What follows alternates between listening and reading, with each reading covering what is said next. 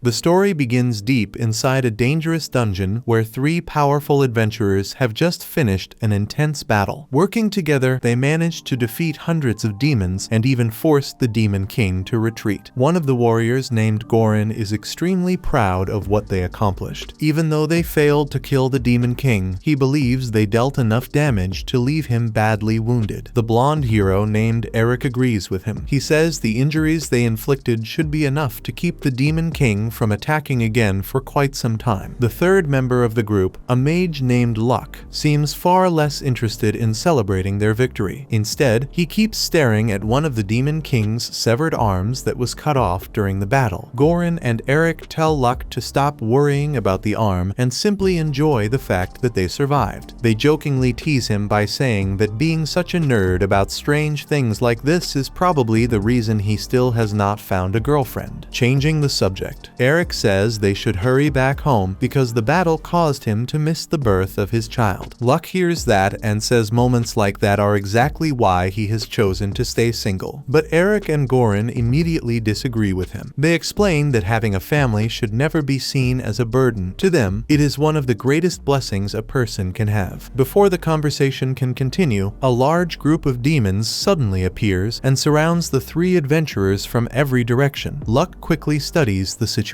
He immediately realizes that after everything they have already been through, there is no chance they can win another direct battle in their exhausted condition. Without wasting a second, Luck creates 3 magic circles at the same time. He then tells Gorin and Eric to leave everything to him and escape while they still can. Eric and Gorin immediately shout back at him. They tell him to stop saying such ridiculous things because there is no way they are going to abandon him. Luck does not argue with them. Instead, he silently casts an earth barrier. A massive wall of earth suddenly rises between them, trapping Eric and Gorin outside the battlefield while leaving Luck alone to face the demons. Eric and Gorin desperately pound on the barrier and yell at Luck to stop this madness. However, Luck refuses to listen. He calmly reminds them that they both have families waiting for them back home. That is exactly why they have to survive, even if it means leaving him behind. As the demons surge toward him, Luck unleashes an energy spell that tears through the first wave and drops them where they stand. Standing over the bodies, he recognizes the uncomfortable truth that he's already pushing the edge of what he has left, and the demons show absolutely no sign of stopping. Things take a sharp turn for the worse when the demon general suddenly materializes, grabs him by the throat, and begins draining his life force directly. When she tosses him aside and walks toward him slowly, clearly expecting to finish things, Luck turns her own technique against her, using the same mana-absorbing skill right back on her and exercising her on the spot. That kind of instant adaptation is only possible because of a unique learning ability Luck carries that allows him to absorb and replicate any spell used against him. What follows is several months of grinding through that same dungeon, cutting down demons without end. Whenever exhaustion caught up with him, Luck would cast a spell called Marionette, a technique that keeps his body fighting on its own even while he sleeps, letting him recover without ever fully stopping. After months of this cycle, Luck begins to wonder whether he's finally cleared the place out. Then the Demon King suddenly comes back, hurling a massive fireball straight at him. Luck throws up a barrier and absorbs the hit, genuinely stunned that the Demon King has recovered this quickly given the beating he took the last time around. He charges in and attempts his Drain Touch, but the Demon King counters with an invisible barrier that absorbs the skill entirely. From there, Luck finds himself being steadily overwhelmed, and the situation reaches a low point when the Demon King's hexblade shatters his sword completely.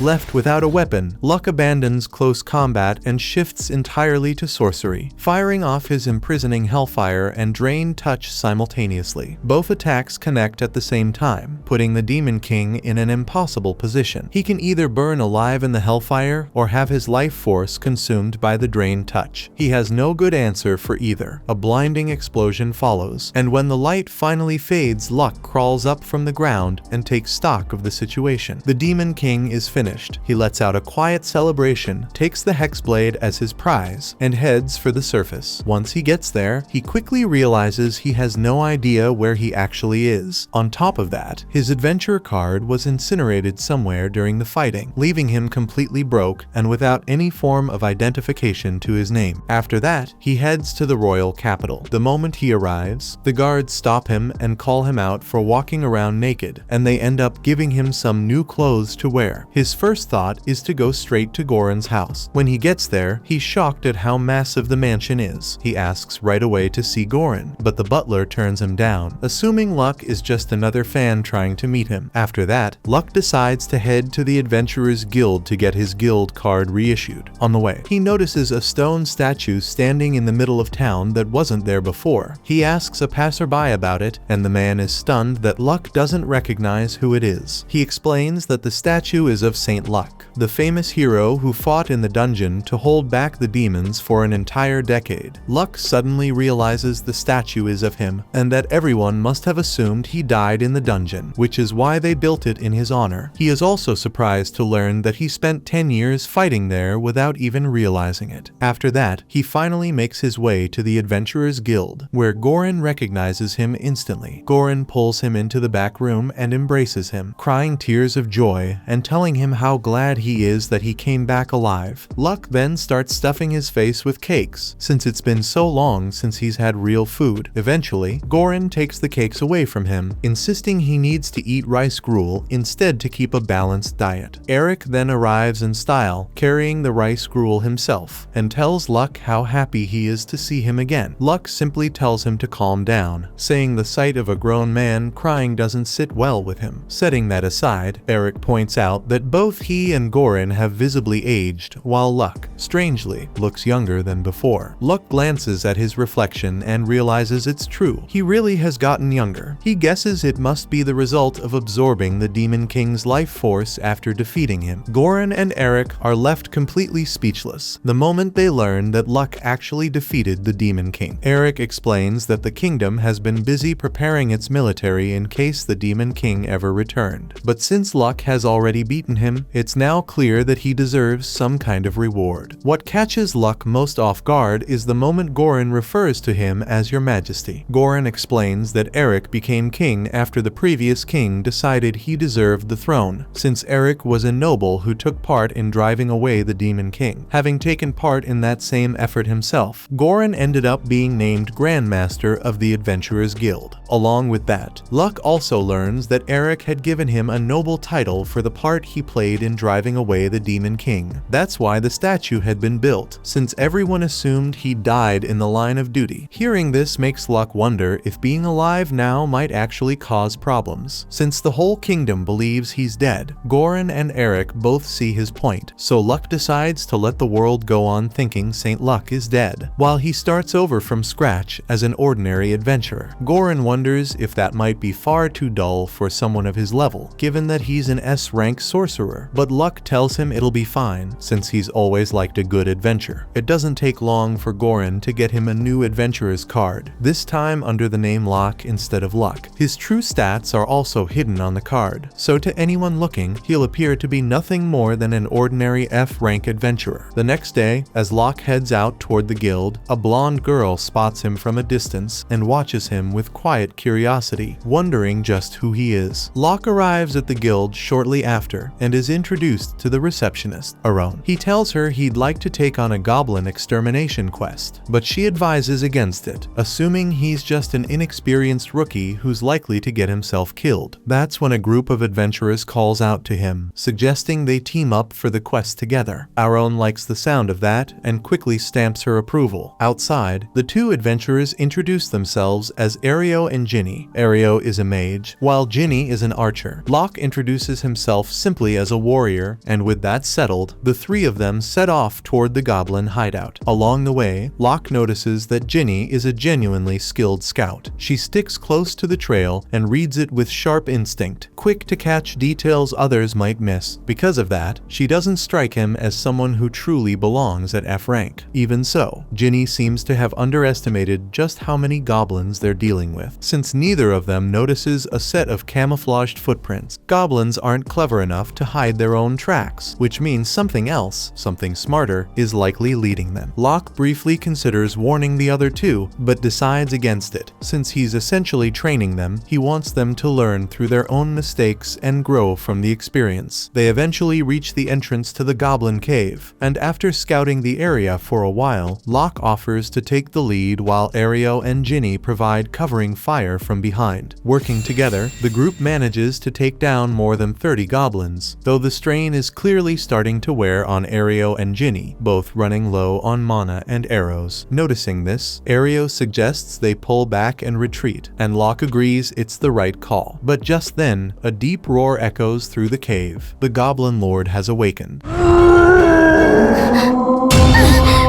Locke finds the whole situation strange, since the goblins have been showing an unusual level of coordination all along, almost as if someone has been directing them from the shadows. Just as the Goblin Lord gets ready to attack, a beast girl suddenly appears out of nowhere, throwing herself into the fight and warning the Goblin Lord to stay out of her way. Angered by her taunt, the Goblin Lord swings his heavy club at the beast girl. She dodges the attack with a nimble grace, then strikes his shoulder with her blade. However, the monster's armored flesh is too thick for her to cut through. Realizing she's in for a tough fight, she tells Locke's party to escape while they still have the chance. Locke tells Ario and Ginny to leave first, so they nod. They wonder if he'll be okay on his own, but he seems more concerned for them. Locke warns the two to watch out for surprise attacks on the way out. As they leave, Locke praises Ario for leaving instead of sticking around for the sake of friendship. If he had done so, he would only have been a dead weight in a fight above his pay grade. Meanwhile, as the beast girl struggles against the Goblin Lord, Locke casually asks her if she needs help. Feeling angry that he ignored her warning to run, the girl tells him to do whatever he wants. However, she warns him to stay away from the fight since she doesn't trust his abilities. Locke observes her fight, seeming bored by the dull action. He tells the girl that she's losing to the goblin, which hurts her pride. She wonders if Locke thinks she's weaker than the monster, but he explains that he was actually referring to her sword. As if on cue, the beast girl's sword suddenly shatters from the Goblin Lord's relentless onslaught. With the girl seemingly unarmed, Locke asks if she'll consider his help now. However, she still refuses and tells him to get out of the cave. She pulls out another sword from its scabbard and charges the Goblin Lord, ready to defeat him with a fresh weapon. Suddenly, her momentum is instantly crushed as the Goblin Lord actually knocks the sword out of her hand. This time, Locke decides to stop playing, and he directly jumps into the fight. The girl watches, shocked, as he confidently claims that he'll destroy the monster by himself. The Goblin Lord roars at Locke to stun him, causing the girl to cover her eyes. However, Locke remains completely unaffected, and he divides the goblin into 4 pieces with just one attack. Seeing the strange man defeat such a powerful monster like it was nothing, the beast girl suddenly catches feelings for Locke, her warrior instincts stirred by his manliness. However, when he asks her if she's okay, she feels somewhat afraid of him. She then introduces herself as Ja, daughter of the chief of the Eastern Beast tribe. She sincerely thanks him for saving her life before asking about his identity. Locke suddenly claims he's an F rank, so she obviously doesn't believe him. Then, he proudly shows her his F rank card. Seeing this, Ja has no choice but to accept the reality. However, she wonders why he's so happy about being at the very bottom. He ignores her concerns and asks about her adventurer rank. Ja reveals that she's a B rank and apologizes for asking him to leave earlier. At the time, she had no idea that she was speaking to someone miles stronger than her, understanding that she was simply concerned for someone who looked weak. Locke reassures her that he doesn't mind. He then asks her what kind of monster dwells in the very bottom of the dungeon. Hearing this, Ja becomes speechless, since the dungeon boss was supposed to be a secret. Although Ja tries to hide it at first, Locke easily sees through her lies. Seeing that she doesn't want to expose her secret, he turns around and starts heading deeper into the cave. Ja wonders what he's doing, so he tells her that he plans to defeat the final boss on his own. Although Locke was only hired for a small quest to exterminate goblins, he feels worried that the dungeon's final boss will harm the people living in the surrounding area. Hearing his words, Ja suddenly tells him that the final boss is no laughing matter. For some reason, she completely forgets that its identity was supposed to be a secret. She reveals that the final boss is a vicious vampire lord, leagues above the Goblin Lord. Locke admits that vampires are a much more troublesome foe. However, he remembers that she was trying to clear out the dungeon, so he wonders if she was seriously considering fighting the vampire on her own. He reminds Ja that a vampire is a powerful creature, so there's no way that someone like her can defeat one on her own. Ja knows he's right, but she claims that it's her duty to defeat the vampire. Locke nods and starts starts walking again, which leaves her disappointed, wanting to share her story. She starts speaking, even though he didn't ask her. A while back, Ja's tribe was fighting an entire clan of vampires. Although they had defeated most of them, one of them survived and heavily injured her father. Then, it fled the scene and vanished into this cave. In the Beastman tribe, letting an enemy escape is considered a great disgrace. Hence, she wants to avenge her injured father by defeating the vampire herself. Locke asks her if her honor will still be restored if she takes his help. Ja explains that it will be, even if she receives assistance. So, he hands her his sword to replace the one that was broken. Ja feels confused, since this would leave him empty-handed, but Locke claims that he fights better barehanded. At first, she thinks he's only being polite for her sake, but then he proceeds to destroy a bunch of goblins like they're made out of paper. Ja is stunned by Locke's incredible strength, unaware that he developed incredible strength and martial arts skill after being forced to survive against the Demon Lord's army for an entire decade. With Locke's help, they soon reach the dungeon's final room. There, the vampire lord laughs sinisterly as it senses Ja's presence. He reminds the naive girl that even her powerful father was unable to scratch him, so she has no hope of laying a single hand on his body. Ja gets enraged by his words, and the vampire lord prepares to take her down. After seeing him up close, Locke realizes that the vampire deliberately manipulated the nearby goblins to appear weak so he could lure adventurers inside and drain their life force. The vampire is impressed by his deduction skills, but he doesn't think much of Locke's strength. He points out that although vampire magic does not work on Beastmen, he can actually control a human's mind with his spells. Hearing this, Ja realizes she messed up by dragging Locke into her mess. Although Ja tries to warn him, Locke starts moving towards the vampire lord in a trance. As Ja blames herself for endangering his life, the vampire starts gloating, thinking he has already won. He taunts Ja to choose whether she wants to die by her friend's hand or his own. The vampire continues to bluster, but suddenly, Locke punches him smack in the face. After getting humbled, the vampire wonders why his special technique didn't work. Locke simply explains that he has a high resistance to mental debuffs, but his explanation doesn't satisfy him. The vampire claims there's no way a human could resist a vampire lord's attack. Hearing this, Locke exposes the so-called vampire lord for actually being a lesser vampire pretending to be great. This causes the vampire to grow enraged, and he furiously charges at Locke, only to get punted back into a wall. Locke continues to mock the vampire, calling him a lesser version, so the vampire tries to avenge his good name. Although he attacks with tendrils of darkness, Locke easily avoids them and uses a high magic circle to drastically speed up his body. In the blink of an eye, he appears right in front of the vampire and uses his drain touch to suck all of his energy. After getting defeated, the vampire lord wonders who Locke truly is. In response, the happy adventurer claims that he's just a random F-rank adventurer. Suddenly, the vampire claims that Locke has unleashed a powerful curse on himself by defeating him. Although he doesn't believe the vampire's words, Ja rushes in and cleaves its body in half with Locke's blade. The vampire is shocked to realize that he can't regenerate his body after the sword's slash. In his last moments, he warns Ja that she has done something irreversible to his metal. Ja returns Locke's sword, saying that it released a strange power when she cut through the vampire. He claims that she was just imagining it, since he can't just reveal it's the fallen demon lord's sword. Then, Ja digs through the ground and finds a cursed medallion dropped by the vampire. She explains that every person the vampire kills or absorbs releases an energy of resentment, which nourishes a curse power in the metal. Locke wonders why no vampires had these medallions 10 years ago. Suddenly, the vampire laughs with his remaining strength. Since his metal is exposed to the world, he claims that it will open a portal to the dark dimension. Hearing this, Locke finally gets serious. The vampire brags that his supposed dark gods will destroy the earth by entering from the portal, so Locke recalls that the dimensional rift is the same place where he was stuck fighting for 10 years. At the time, the humans had not discovered any way to enter the portal from their world. When the demon lord attacked from his portal, Locke and his friends jumped in. However, the portal closed off later in their world. Because of this, Eric and Goran could not return to rescue him after escaping the dimension. Suddenly, Locke slashes the coin in two and absorbs the curse power inside. The vampire is shocked, unable to believe that someone could absorb such a potent curse power without any side effects. Locke tells the vampire that even if the portal had opened, there would have been no demons coming out of it. The reason behind it is obviously himself, since he has already exterminated all of the demons inside. After hearing this, the vampire finally realizes that Locke used the demon lord's sword to absorb the curse, and he makes the connection. He wonders if Locke is the legendary great sage Locke. However, Locke shuts his mouth before he can say too much. Unfortunately, Ja has already heard him, so the cat is out of the bag. Locke apologizes for breaking the metal. Ja doesn't mind it, so both of them start heading out of the dungeon. She wonders if Ario and Ginny are doing okay, but Locke is confident in their abilities. Suddenly, Ja stops as she realizes that she addressed him by his first name. He stops, stunned by her words. She then asks if he really is the legendary sage, so Locke asks her to keep it a secret. She smiles, feeling excited to carry the secret of such a great personality. Later, they hand over the monster drops to the Adventurers Guild. The receptionist is surprised by the gigantic pile of materials, so Locke and his party explain that the dungeon just had more goblins than usual. Hearing this, the receptionist apologizes on the guild's behalf for misjudging the mission's difficulty. Later, Ja thanks Locke again for all his help. He smiles, asking if she can share her tribe's intel on vampires in return. Although he was able to defeat the vampire lord today, he feels worried that other vampires could use unknown methods to plunge the world into the dimensional rift's chaos again. Ja smiles, asking if he can speak directly to Goran. Locke nods, so she tells him to alert Goran to be on the lookout for vampires. She then offers him half of her medallion. When Locke asks why, she explains that it will serve as proof to convince Goran to keep an eye on the vampires. Locke accepts the medallion, and Ja leaves. He then takes it to Goran, who seems extremely worried after Locke disappeared for 3 whole days. While the two of them chat, someone quietly sneaks up to the room to eavesdrop on their conversation. After reminding Goran that he's not his mother, Locke explains that the demon lord was actually just a pawn used by the so-called dark gods. Goran wonders what material the medallion is made of. Despite his skills as a sorcerer, Locke is also unable to identify the material. He suggests showing it to an alchemist, and Goran agrees to consider it. As Locke turns to leave, Goran sincerely thanks him for protecting the rookie adventurers, Ario and Ginny. Locke accepts his thanks and heads out, but soon bumps into a girl. He wonders who it is, so Goran starts introducing her as his daughter, Chelis. However, she leaves before he can say anything else. Locke wonders if Chelis hates him, but Goran explains that she actually hates her own father. Since her childhood, Chelis has wanted to become an adventurer. Although she got a B rank ability, Goran refused to let her become one, worried that she would get hurt because of her inexperience. Locke reminds him that one can only get experience in the real world, but Goran refuses to let his daughter outside before consulting his wife, who is currently visiting a foreign nation. Then, he asks Locke for a favor. Goran explains that once his daughter turns 15, she will be considered an adult and allowed to become an adventurer on her own. Because of this, he hopes that Locke can keep an eye on her when she eventually escapes. The next day, Locke watches Chelis train with her sword, feeling annoyed that he has to babysit her from now on. However, Chelis gets even more annoyed as she catches him looking. Later, while Locke is having lunch at Goran's mansion, Chelis enters the room and sits across from him. Under her intense glare, Locke feels awkward and expects some kind of insult or rejection. Instead, she suddenly accuses him of being her father's illegitimate son, causing him to break his teacup in shock. Locke instantly denies her assumption, but Chelis thinks he's lying. He wonders how she's so sure, so she explains that she has all the evidence against him. Firstly, she points out that Goran waited for his wife to leave the house before inviting Locke inside. Second, she thinks that her father was a little too happy to see Locke, even though he is supposed to be just a friend. Finally, she recalls how worried her father got for Locke when he wasn't showing up. While Locke is annoyed by Goran's excessive concern, Chelis thinks that her father cares too much for him not to be a family member. Hearing Chelis's delusions and how Goran and his wife have fallen out, Locke wonders if this entire family is messed in the head. He then notices the head butler glaring daggers at him. To avoid his wrath, Locke tries to convince Chelis that he's not her long-lost brother. He explains that Goran was worried so much because he had been battling dangerous demons for 10 years. Also, Locke tells Chelis that he looks way younger than he is, which is why she mistook him for Goran's son. Hearing this, she gasps, and Locke thinks he has finally gotten through to her. However, Chelis only changes his status from younger brother to older brother. Locke firmly tells her that he's not her older brother. This time, she refuses to listen to another word from him. As Chellies starts acting like a smug older sister, Locke decides to pull out his adventurer card and explains that if he were Goran's son, he would share his family name. After taking a look at it, Chellies decides that Goran must have disowned Locke to protect his honor as a man. Feeling upset that Locke was abandoned by his supposed father, she promises to speak to Goran to acknowledge his son. Faced with this stubborn girl, Locke starts to lose all hope for Goran's family. In the end, he removes the protection spell from his adventurer card, revealing that he's actually the great sage Luck and an S-rank adventurer. Chellies is extremely impressed by Locke's credentials, but because of his young age, she thinks that the great sage is still her older brother. She points out that Locke's statue looks just like her father, which enrages him even more. It takes a while for Locke to finally convince her he isn't her family. In the end, she apologizes for her earlier stubbornness. Chellies herself admits that she can be stubborn, but Locke thinks that's an understatement. Now, he actually understands why Goran was so opposed to letting her adventure on her own. With her hard-headed nature, this foolish girl would get in trouble left and right. However, Locke also thinks that her stubbornness can be a plus point. He thinks that Chellies has great willpower and strong conviction, which can help her stay strong during tough times. Knowing this, he decides to give her a chance at adventuring. Locke learns that Chellies has already secretly joined the Adventurers Guild, so he takes her out to do a quest with him. After picking up an E-ranked quest from the guild, they head into a forest for their objective. Along the way, Chellies enjoys exploring the natural scenery. She takes in the surrounding trees and takes a dip into a freshwater river, having the time of her life. After their break, they head deeper into the forest to find their objective. Eventually, they reach the target village. There, they learn from the villagers that a suspicious number of mythical beasts have been spotted in the nearby areas. Although these monsters are massive and powerful, for some reason, nobody has died upon encountering them. Hearing this, Locke thinks something is strange about the mission. If there were truly a group of powerful mythical monsters rampaging the area, the guild would have never assigned this mission to weak E-ranked adventurers. Instead, knowing that the beasts have not killed or hurt anyone, the guild likely thinks that these mythical beasts are fake. Chellies doesn't understand what this means, so Locke explains that someone is simply creating illusions of mythical beasts. Soon, they head over to the area where the beasts were reported. Once they arrive, a dragon appears out of thin air, roaring powerfully to declare its presence. While appearing incredibly lifelike, the dragon's roar kicks up a massive cloud of dust into the air. Seeing this, Chellies starts to doubt if the monster is just an illusion. Locke reassures her that despite its looks, the dragon does not have the aura of a true mythical beast, so his earlier suspicions are confirmed. After telling Chellies that she'll be safe against the dragon, he encourages her to fight it. She runs towards the dragon, which tries to swat at her with its tail. Chellies dodges the attack with great agility and jumps up the creature's back. Then, she starts running towards the dragon's head. As the creature growls in frustration, she tries to stab her sword into its head. However, the dragon blocks her sword with its claws. Chellies falls back and tries again, but it keeps blocking her strikes no matter what. While observing her fight, Locke admits that Chellies is a genuine B-ranked warrior despite her sheltered upbringing. Still, he feels surprised that the dragon can physically block her attacks despite being an illusion. Usually, an illusion is not nearly as lifelike as this creature. Instead of a regular illusion spell, the dragon seems to be a massive, nearly solid wall of mana. Because of its concentrated nature, the mana can actually block Chellies' attacks. As Locke continues to observe, the dragon seems to get frustrated with Chellies. It leans its head back, preparing a white-hot fireball in its mouth. Then, it blasts Chellies with the fireball, who goes rolling away in pain. Seeing this, Locke finally decides to step in. He floats up and puts his hand on the dragon's head, copying the technique used to create it. Then, he uses his draining touch to absorb all of the mana inside. After defeating the dragon, he tells Chellies to stop rolling like she's burning. She gets up, realizing that the flames weren't actually real. Locke explains that fighting an illusion head-on will always result in failure. Celis gets annoyed, wondering why he didn't warn her earlier. She also asks how to fight an illusion, so Locke tells her that she needs to defeat the illusionist. However, since illusionists usually hide themselves, it's hard to find their location. In case she can't find the target, the only choice left is to run. Hearing this, Celis gets angry, since she wouldn't want to run after wasting wasting so much effort. Locke reminds her that if a hidden illusionist decided to hurt her, she would literally die. Hearing this, she admits that running away definitely sounds better than dying. Locke explains that fighting an illusion head-on will always result in failure. Celis gets annoyed, wondering why he didn't warn her earlier. She also asks how to fight an illusion, so Locke tells her that she needs to defeat the illusionist. However, since illusionists usually hide themselves, it's hard to find their location. In case she can't find the target, the only choice left is to run. Hearing this, Celis gets angry, since she wouldn't want to run after wasting so much effort. Locke reminds her that if a hidden illusionist decided to hurt her, she would literally die. Hearing this, she admits that running away definitely sounds better than dying. Then, Locke turns around, knowing that the illusionist is still present. He calls out to the forest and asks them to reveal themselves. Since this person has not hurt anyone with their illusions, Locke promises to treat them kindly. After waiting for a bit, he doesn't get a reply. He then warns the illusionist that he'll investigate the matter by force since he's on a quest. Finally, the illusionist's voice comes out. He explains that they're guarding something precious in the forest. Locke asks if they can't move their precious item, so the illusionist admits that it's hard to move. Hearing this, Locke nods. Since he doesn't want to harm an innocent person's valuables, he doesn't mind ending the quest in failure. Hearing this, Celis gets very upset. Locke also reminds the illusionist that if he cancels the quest and returns, the guild will just send other adventurers to solve it. However, the other adventurers might not be as kind as him, so they might try to force the illusionist to reveal his secret. Hearing this, the illusionist finally agrees to show him what he's guarding. In his hiding place, a strange vortex opens up. Then, the hooded boy finally walks out into the open. As Celis sees the horns on him, she is shocked, so he quickly covers them. Meanwhile, Locke doesn't care for his species at all. Instead, he praises the boy for his superb illusion spell. After he thanks him for the compliment, Locke introduces himself as a random F-rank adventurer and introduces Celis as well. The boy explains that he's called Lucira, and he belongs to the fiend race. In a quiet voice, Celis asks Locke if they can trust Lucira, since fiends are evil beings. However, Locke corrects her misconception. Although fiends are beings with great mana, he explains that they are simply peaceful mages who prefer to avoid fighting. He then asks Lucira to show him the thing he is trying to protect. He nods and starts leading them into the forest, so Locke wonders why he's trusting them so easily. Lucira points out that Locke was easily able to see through his illusion, meaning that he's a much stronger sorcerer than himself. Despite this, he didn't try to investigate his secret by force, so Lucira thinks he's trustworthy. Soon, they arrive at an ancient ruin. Deep inside the ruin, Lucira opens the door to a secret room. Then, he tells someone called Lord Jeberga that he's back. As Locke follows him, he is shocked to see that Mr. Jeberga is actually a chicken, while Lucira seems to be incredibly respectful towards it. Celis casually dismisses it as a random chicken. Hearing this, Lucira gets enraged and informs her that Jeberga is actually a sacred creature called a Seraphal. Curious, Locke asks why he holds Jeberga in such high regard. Lucira then reveals that the magical bird possesses the power to change the world. He explains that Jeberga is descended from the original Seraphal, which awakened their world for the first day ever. According to legend, the Seraphals called helped define the boundary between day and night, which shaped their world into what it is now. Because of this, Mr. Jeberga has the power to open and close dimensional rifts. Hearing this, Locke remembers the words of the vampire, who told him that a portal will open in their world, allowing the dark gods to invade it. Locke wonders if the vampire's true target is Mr. Jeberga for this reason, and Lucira nods. He reveals that his tribe used to live peacefully in the north until the vampires invaded and killed everyone to steal the mighty chicken. However, the chieftain gave Mr. Jeberga to Lucira for safekeeping, and he somehow escaped the carnage alive. Ever since then, he had come to this temple, since his tribe had told him that the temple was protected by an ancient barrier. Suddenly, Locke stabs the floor of the temple. His sword easily breaks it, revealing that there's no barrier around the building. Since the temple is exposed, Lucira and Mr. Jeberga is in danger of falling into the vampire's hands. Locke asks him to move to the capital, where he will be protected. Lucira hesitates, so Locke reassures him that he'll protect Mr. Jeberga no matter what. As proof, he shows Lucira his sword, revealing that he has already defeated the demon lord. Realizing this, Lucira recognizes that Locke is the great sage. Locke then tells him that he is done a great job of protecting Mr. Jebberga, since he has the power to protect the world. Hearing this, Lucira starts crying, happy to know that the sacrifice of his family and tribesmen was not in vain. On their way out, Lucira starts bickering with Celis. Suddenly, Locke shoves Lucira away as a vampire tries to attack him. Then, he knocks the vampire away. Shocked, the vampire wonders who he is. Locke refuses to tell a lesser creature his identity, which causes the vampire and his buddies to get enraged, knowing that they're after Mr. Jebberga. Locke gets serious and incinerates all the vampires into ashes. Nearby, a vampire has been secretly observing their interaction. In order to warn his friends at home, this vampire tries to escape by transforming into countless bats. Even Locke is helpless against this transformation, but suddenly, Mr. Jebberga lets out a loud call. This call erases the vampire mid-transformation, which leaves Celis completely shocked. Lucira explains that Mr. Jebberga controls the flow of dimensions. By transforming into bats, the vampire was trying to forcefully shift into another dimension. However, Mr. Jebberga refused to allow this, so the vampire was erased from existence. Hearing that the chicken has such great power, Celis wonders why Mr. Jebberga needs anyone's protection. Lucira explains that the chicken's powers only work when the target is in the middle of dimensional travel. Otherwise, anyone can scoop it up like a regular bird. Later that night, the three of them reach the capital city. There, they find Ja waiting for Locke. Celis instantly gets suspicious of her, so Locke explains that she's a friend. Hearing this, she starts bragging to Ja about being Locke's apprentice. Then, Ja tells Locke that she needs to discuss something in private. She explains that the vampire race is truly up to something big. In her investigation, she found that they're all being led by a vampire High Lord, which is a powerful creature that can control all vampires to do its bidding. Hearing this, even Locke gets worried, since the High Lord can do incredible harm with his intelligence and powerful forces. Ja reassures Locke that her tribe is doing its best to thwart the High Lord's plan. However, Locke knows that her tribe alone can't handle an enemy of that level. Hearing this, Ja admits that her tribe isn't doing too well. Ever since her father went on that vampire hunt, he's been recovering from his injuries. Even now, he's not fit for battle against the High Lord's forces. Unfortunately, the rest of Ja's tribe is filled with warmongering idiots, so they voted to launch an attack against the vampires anyway. Hearing this, Locke understands why she needs his help. Aside from this, Ja admits that she has another goal. It turns out that this goal is even more important than fighting off the High Lord. Ja reveals that the vampires are after a legendary chicken, which is said to hold the power to control dimensions. With a sense of urgency, she tells Locke that they must find that chicken as soon as possible to protect it from the vampires. Hearing this, Locke is stunned, knowing that he just ran into the very same chicken a few hours ago. Seeing his blank reaction, Ja thinks he isn't treating the chicken too seriously. Locke tries to explain that he already knows, but she starts explaining more about Mr. Jebberga. After narrating all the legends about the mighty chicken, Ja hopes that Locke will help her protect it. Finally, Locke tells her that he has already found the chicken. Hearing this, Ja stops her explanation. Locke then gets up and walks over to the room's door. As he opens it, Celis falls inside, exposed as a cheeky eavesdropper. Behind her, Lucira gets upset, since he had already warned her not to spy on them. At first, Celis claims that she wasn't eavesdropping at all. Then, she's unable to come up with an excuse, so she eventually apologizes to Locke. He sighs, telling her to apologize to Ja as well. Celis quickly obeys, so Ja forgives her with a smile. As long as she doesn't leak the intel to someone else, she doesn't mind the young girl knowing. Then, Locke invites Lucira inside and introduces him as the guardian of Mr. Jebberga, as he tells Ja that the chicken in his arms is the legendary Seraphal she's looking for. She screams out in shock. Ja is amazed that Locke found her secret target so quickly, so he explains that it was just a coincidence. He admits that he has already seen Mr. Jebberga's powers in person, so they can be sure that this chicken is the real deal. After hearing this, Ja respectfully greets Mr. Jebberga. With the chicken secure, they start planning how to deal with the High Lord's forces. Ja explains that the vampires are hiding around a mountainous area, but Locke thinks the intel is too vague. She sighs, explaining that it already took her tribe a lot of sacrifice to find this information. If they want to learn more, they'll have to investigate the dangerous area on their own. Hearing this, Celis gets excited, thinking she'll get a chance to fight the High Lord's forces. However, Locke coldly bursts her bubble, pointing out that she's an inexperienced F rank. Hearing this, Celis complains that Ja is is still going with him. Locke reminds her that Ja is a proper B-rank adventurer, so she can hold her own in the wild. In addition, Ja's beast tribe requires her to fight against the vampires, so her situation is different from Celis. Thankfully, Locke knows how to comfort Celis as well. He assigns her the duty of protecting Mr. Gerberga at home. At first, Celis isn't convinced, but Locke reminds her that the magic chicken will be unguarded back at home if there's no one around to protect it. He tells Celis that she's completely qualified for being its guardian, so she finally cheers up and accepts his decision. Then, she hears the sound of Goran's carriage coming home. Ja is curious about her father, so Locke tells her that Celis is Goran's daughter. Soon, Goran enters the room, happy to see him. Locke is annoyed by the motherly treatment, but Goran thanks him for looking after his daughter. Locke smiles, giving Celis some praise for her strength. Hearing this, Goran gets even happier. Behind them, Celis feels guilty about treating her dad harshly. As she calls out in a soft voice, Goran turns to look at her. She then starts crying, which completely melts his defenses. Faced with his daughter's tears, he quickly forgives her and tries to calm her down. After she calms down, he asks why she was so angry with him in the first place. Celis explains that she suspected him of having an illegitimate child, so Goran laughs at her imagination. Then, she accidentally slips the detail that she treated Locke like her younger brother. Hearing this, Goran is shocked enough to spit out his tea. He asks Celis if she bothered Locke with her usual antics, so she runs away instead of answering the question. After she leaves, Goran hastily apologizes to Locke for all the trouble she has caused. Even he doesn't know how his own daughter turned out like this. Watching the poor man beg for forgiveness, Locke recalls that Goran used to put him and Eric in trouble as well with a similar attitude. Still, he remains silent to avoid provoking him anymore. Then, Goran gets up, worried that his daughter will get manipulated by someone evil. Now, he wonders if he should rethink his decision to let her explore the outside world again. Hearing this, Locke panics and reminds him that he'll protect Celis from any malicious people. Relieved that his daughter can still pursue her dreams, Goran starts crying and thanking Locke again. At this moment, Celis enters the room to ask for something. When she sees Locke and Goran standing so close, she thinks she's in some kind of romance novel and gives them some privacy. After that, it takes them both over an hour to explain that they're not secret lovers. Finally, Celis starts apologizing, but Locke tells her to remain silent in case she forms yet another ridiculous conclusion in her head. Getting back to work, Goran recalls that the vampires are regrouping for another scheme. Locke tells him about the High Lord, so he gets even more worried. To reassure him, Locke reminds Goran that he'll assault the vampire stronghold himself. Goran wonders if there's a way for Mr. Gerberga to make the fight easier for them. Lucira reminds him that Gerberga can only attack vampires mid-transformation. Also, Locke thinks it will be too annoying trying to actively protect the weak chicken while fighting the vampires on the battlefield, so it's better to leave it back at home. Ja also adds that if the vampire High Lord kills Gerberga and drinks its blood, he will obtain enough curse power to open a dimensional portal on his own. Hearing this, even Mr. Bergerga is shocked. Because of this, Locke decides that the chicken must be kept under maximum protection. Goran suggests hiding Mr. Gerberga in Eric's palace, since the royal building is the most secure place in their entire kingdom. Locke agrees, so Goran sends a request to Eric. A little while later, they obtain permission to enter the royal palace. Instead, they sit down for tea. As one of the maids serves them, she notices Mr. Gerberga in Lucira's arms. Meanwhile, Locke is surprised by the number of staff working inside the palace. Goran explains that all of these servants are Eric's young apprentices. As the king, he accepts the poorer children of the kingdom as apprentices to give them a better life. This is done as part of a welfare scheme, so Locke thinks that Eric is a good king. Soon, Eric enters the room with his two daughters. After he greets Locke, his daughters, Charlotte and Mary, also introduce themselves. While Charlotte is happy to see the sage Locke in person, Mary is so excited that she asks him for an autograph on her picture book. Seeing this, Locke gets stunned. He wonders where the picture book came from, so Eric explains that it was his idea to create picture books for the children across the kingdom, telling the stories of Locke's heroic adventures. Although Eric did this out of love for his friend, Locke feels uncomfortable at the thought of being a living legend. Lucira reveals that even Mr. Gerberga loves his storybooks, so Locke is completely flabbergasted. Then, as Mary notes the chicken, she asks Lucira for permission to pet it. Soon Soon, both girls start fawning over the magical bird. Seeing this, Goran tries to send the girls away so they can get to business with Eric. Celis takes the girls away, following a maid to another room so the adults can discuss things in private. Eric thanks Goran for coming before apologizing for bringing his girls, even though they're here for a serious talk. Eric wanted to show Locke his two daughters since they're his pride and joy. If Locke didn't make the sacrifice of staying in the demon realm, Eric could have never returned home to watch them grow. Goran also nods, thanking Locke for allowing him to raise Celis. He reminds Locke that the entire kingdom respects him as their hero, so he gets a bit flustered. However, Locke still thinks that he shouldn't be a national celebrity. Then, he asks Eric how Li-Fi is doing. He explains that she's handling the kingdom's holy order at the cathedral, so Locke promises to visit her later. Meanwhile, the maid leads Celis and the girls to a room. As they enter, she promises to bring sweets, but her eyes flicker with evil intentions. Back in the royal room, Eric learns about that High Lord's plan to open a portal to the dark dimension. For now, Locke thinks they should guard Mr. Gerberga most carefully to avoid accelerating the vampire's plan. Eric promises to use all his castle's defenses to protect the chicken, so Locke nods. Then, he looks at Jia, reminding her that it's time for them to hunt the vampire lord. Goran stops him in his tracks, wondering how he plans to defeat such a powerful foe. At this, Locke reveals his master plan. Both Goran and Eric listen intently as he explains that he'll first gather all of Jia's tribe members. Then, with the tribe providing cover for them, Locke and Jia will charge straight into the horde of vampires. Hearing this, both Goran and Eric are horrified by his lack of wit. Locke still thinks his plan works fantastically. He explains that if he and Jia distract the vampire army, the Beast tribe can send an assassination squad to kill the lone High Lord. Goran thinks he's got it backwards, since the High Lord is the strongest of them all. Locke points out that fighting an entire army is still harder than one strong opponent, so the tribe will be better off leaving the army to him. Jia agrees with Locke as well, but she thinks that he's the only one who has the power to land the killing blow on the High Lord. Goran feels worried, thinking that some of the Beastkin will lose their lives. Jia explains that small sacrifices are nothing compared to fulfilling her tribe's desire for revenge. While their discussion continues, in the other room, Celis watches the young girls play. Although Locke assigned her a serious duty to guard Mr. Gerberga, she knows that he was just being kind. In reality, she's just an F-ranked girl being a babysitter for some kids. Knowing her strength, she thinks this role is the most suitable for her. Then, the girls walk over to her to play another game. Suddenly, they spot something glowing behind her, so Celis quickly turns around. One of the decoration pieces glows with a dark light, casting a strange spell that fills their room with a dark gas. Celis quickly tells the two girls to run away, but they find the door locked from the outside. Outside, the maid from earlier walks away, casually acting as if nothing happened. Suddenly, some vampires appear from the dark mist. Celis rushes to draw her sword, but then she realizes that her weapon wasn't allowed in the palace. With nowhere left to run, she grabs a nearby lamp to defend the young girls. As one of the vampires charges at her, Celis smashes him away with the lamp. Then, the other two vampires try to charm her with their eyes. Celis quickly covers her eyes, reacting just in time to protect herself. Then,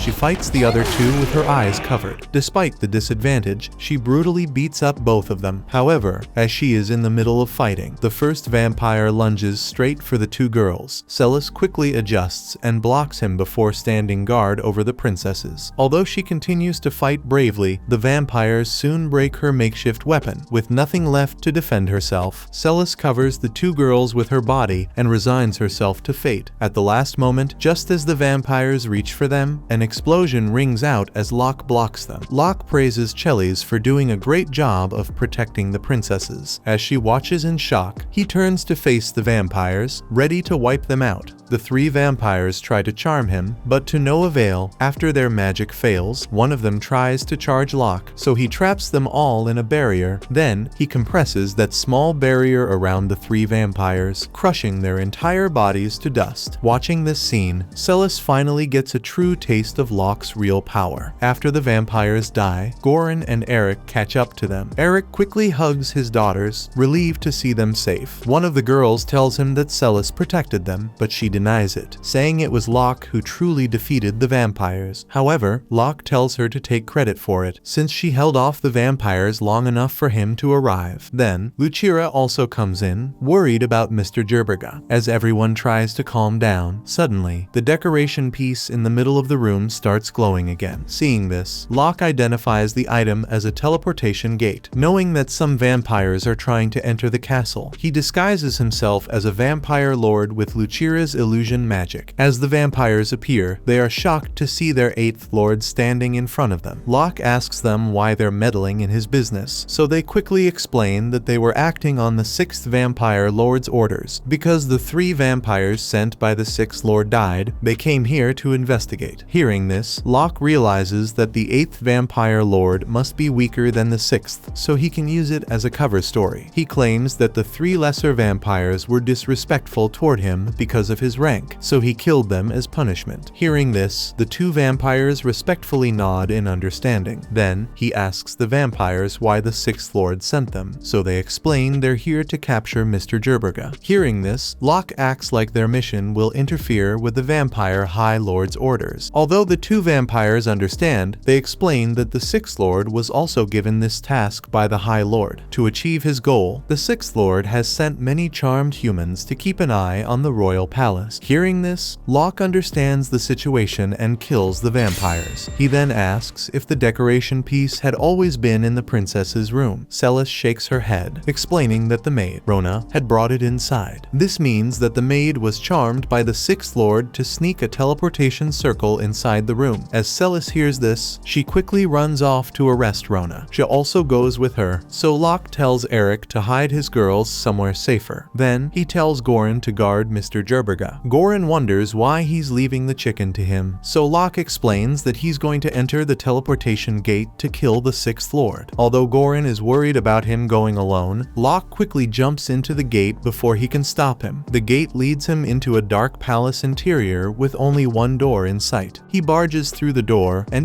kills the first batch of vampire grunts inside. From behind, some other vampire minions rush to attack Locke, but the vampire lord behind them kills them all. Seeing this, Locke isn't surprised that an evil monster would kill one of his own. The 6th lord comes forward, completely free of guilt, and prepares to fight him. Locke charges at him, so the vampire lord parries his attack. Seeing his sword match up against the demon lord's weapon, Locke tells the vampire to hand it over. He then pulls back and unleashes a lightning-fast slash at the vampire lord. This time, the vampire fails to block the attack, and the blade slices across his mouth. As he backs away in fear, Locke chops him in half before he can do anything else. The 6th lord wonders who this powerful warrior is. Locke tells him that he's just an F-ranked adventurer, so he doesn't believe him at all. Locke asks how his minions entered the royal palace, but the 6th lord refuses to speak. Seeing this, he drives a sword straight through his face. While dying, the 6th lord warns Locke to enjoy the good life he has until the dark day arrives. Then, he would meet his end at his master's hand. After delivering this warning, the vampire lord perishes, which exposes his curse metal. Locke quickly destroys the metal, releasing the resentment of thousands of innocent people who were slaughtered by the vampire's hand. Then, he hears a voice calling out for help in a nearby room. As he enters the room, he sees that the voice is also a leftover sentiment from someone who has already died in the prison. Seeing their skeleton, Locke kneels, frustrated that he couldn't save them in time. He then kills the rest of the lesser vampires inside the palace before going outside. There, he sees a completely desolate landscape. The entire village is empty, filled with fallen clothes that were once worn by the people living inside. During the time the 6th lord was here, he and his minions had already killed everyone to absorb their resentment. Locke walks through the village, taking in this depressing scenery. After a while, he returns home to the royal palace, where Eric and Goran are waiting for him. Locke informs them that he has killed the 6th lord, but he doesn't feel happy at all after seeing what happened to the innocent villagers. Hearing this, Goran admits that it's his responsibility as well. As the guild master, he should have been more careful about scouting for vampires and protecting the surrounding villages. At this moment, he can do nothing except arrange funerals for all the dead villagers. Meanwhile, Eric's palace staff arrests everyone who was charmed by the 6th lord. After Locke killed the 6th lord, some of the staff instantly turned to dust, revealing they had completely submitted to the vampires. On the other hand, many Many other staff like Rona fell unconscious since they were only charmed temporarily. Now, they are all imprisoned, waiting for treatment before they can leave. She tells Celis that there's still hope for Rona and the others, so she feels relieved. Still, Eric notes that this attack has completely exposed the lack of security in his palace. Now, he can't guarantee that he can keep Mr. Gerberga safe even inside the palace's bounds. Locke doesn't care too much, coldly announcing that he's going to kill the High Lord as soon as possible. Hearing this, both Eric and Goran get serious. Then, they get a mischievous glint in their eyes, which surprises Locke. Goran reminds him that if he wants to kill the vampire High Lord, he needs all the help he can get. Locke understands, but he also points out that both he and Eric have their responsibilities as the guild master and king. Eric thinks that his little brother would be a great replacement for him, while Goran points out that anyone else can become the guild master. However, nobody can fill the role of being Locke's most trusted friends and partners. Though Locke is surprised by their sudden enthusiasm, he feels pleased that his old friends are still willing to fight by his side. Watching this scene, Ja is excited beyond belief that the legendary sage's party will fight again. As Goran and the others prepare to leave, Celis asks her father to come along. However, he coldly refuses, pointing out that she would only slow them down with her abilities. Although she is disappointed, she knows she can't act like a spoiled brat about this serious mission. Then, Locke asks Goran to give her a good sword. He points out that although Celis isn't strong enough to fight the High Lord, she can still benefit greatly from a better weapon, even at her B-rank strength. Her method of fighting is extremely similar to her own father's, so she will perform much better with a larger sword. Goran wonders why he's asking this, so he explains that he just wants Celis to guard the princesses while they're gone. Hearing this, Celis cheers up, and Eric also agrees with Locke, since there's a chance that some vampires are still hidden in the royal castle. In this moment, Celis feels happy to receive such attention, but she wonders if Locke is only trying to make her feel better for staying home. After Locke's party leaves, she realizes that he was actually serious, as some lesser vampires try to invade the royal palace. This time, she is holding a magic sword instead of a broken lamp, so she feels no fear against them. Seeing the young girl point her sword at them, the vampires laugh. However, they quickly shut up as Celis instantly kills one of them. Then, she starts slashing through the rest of them before they can move. As she fights, Celis recalls Locke's tips for fighting vampires. Since these crafty devils can use charm spells, it's best to kill them before they can chant it. Knowing this, she uses her speed to finish them off quickly. However, some of the vampires get past her and try to attack Lucira to capture Mr. Gerberga from his arms. Suddenly, he lifts the cover from his arms, which releases a fire spell that incinerates the vampires. Seeing his sorcery, Celis smiles in admiration, but she gets no time to admire the scenery as more vampires appear in the area. Meanwhile, the real Mr. Gerberga is with Locke, who is on his way to the High Lord's stronghold. For some reason, the High Lord's stronghold is extremely close to Kingdom. Still, Goran notes that it's hard to find the stronghold since it's located in a mountainous area. Suddenly, a beastman appears and greets Eric. She explains that he's one of her tribe's chiefs. The chief explains that his tribe has already found the High Lord's location, but the stronghold is too heavily guarded to break through. At this, Eric thanks the beastman for finding the stronghold and asks him to leave the rest to his party. Locke looks up, noting that it's only sunset. Since vampires are nocturnal, it means that most of them are just waking up and unable to fight at full power. Still, in order to reach the heart of the stronghold to fight the High Lord, their party needs the beastman's help to distract the minion vampires. The beastman chief agrees to help them and leaves after asking Ja to fight with her tribe. Then, Locke hands her the Sixth Lord's vampire sword, which surprises her. Ja thinks that the weapon is too good for her, but Locke points out that everyone else in the party already has a good weapon, so she should have something just as good. After she takes the sword, they head to the vampire's hideout. When they arrive there, they feel confused, since the location only has some rocks. Seeing this, she points out that the vampires must have concealed their base. Locke agrees and uses an anti-concealment spell, which reveals a hidden temple within the rocks. Then, he casts a sleeping fog spell into the building to put all the lesser vampires inside to sleep. Now, they only need to deal with the vampire lords and the High Lord. Right after entering the castle, Goran starts slicing through all the vampire that appear in their path. After a short while, they reach the castle's depths. Before entering the High Lord's room, Locke warns Ja to assess the situation instead of attacking blindly. Suddenly, a large group of vampire cuts them off from the back. Locke prepares to fight them all, but Eric and Goran tell him to go ahead without them. They remind him that if the time turns to night, the vampire High Lord will get an increase in his magic power, which will only make it harder to kill him. At the moment, the two of them are strong enough to take care of all these vampire lords on their own. Still, Locke points out that 30 vampire lords is an insane number to fight at once. Hearing this, both Eric and Goran remind him that he did the same thing for them years ago. Now, they have the chance to tell him to leave and get out as soon as he can. Hearing this, Locke finally agrees with their demand. He grabs Ja and heads to the High Lord's room. Inside, the young High Lord lazily awaits them. As he stares in their direction, Ja feels incredible pressure. However, Locke is more interested in a prison behind the High Lord. From this distance, he can't identify the person inside there. She begins to speak, but suddenly, the High Lord attacks Locke before she can react. Thankfully, Locke blocks his strike. Even the High Lord is impressed by his skills, so he starts to take him more seriously. Then, he tries to charm Locke, which fails to work. As his spell fails, the High Lord retreats, but Locke catches up to him and attacks with his sword. Although the High Lord blocks it with magic, his barrier breaks from Locke's attack, causing his finger to get cut. Then, she attacks the High Lord, but he easily dodges it. This distraction gives Locke the chance to cut off his arm. She thinks they actually have a chance in this fight. However, the High Lord only laughs at this grievous injury, easily regenerating his broken arm like it's nothing. Finally, Locke realizes that he's in for a really long fight. That was episode 5. Subscribe to not miss the next part and watch the next video on screen.